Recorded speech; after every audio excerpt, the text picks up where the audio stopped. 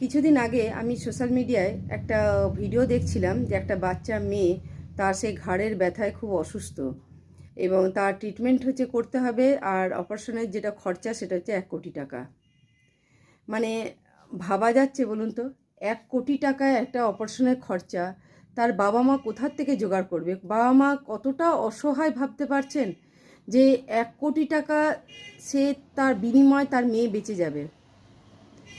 সে মানে সে কোথার থেকে সেই টাকাটা সে আসবে? মানে এখন মেডিকেলে যে কোনো অপারেশন, যে কোনো মানে একদম ধরুন নার্সিংহোমে একটা সামান্য ফোড়া যদি কারোর হয়ে থাকে, সেটাও যদি ট্রিটমেন্ট করাতে যান, তাহলেও সেক্ষেত্রে দেখবেন যে টাকার অঙ্কটা হিউজ পরিমাণে। মানুষ আজকাল মেডিকেলের প্রতি টাকা রাখবে না এডুকেশনের জন্য টাকা রাখবে? যেখানেই যাবেন সেখানেই টাকা। টাকা ছাড়া যেন কোথাও গল্প নেই। টাকা থাকলে মানুষ বাঁচবে, মানুষ এডুকেশন পাবে, আর টাকা না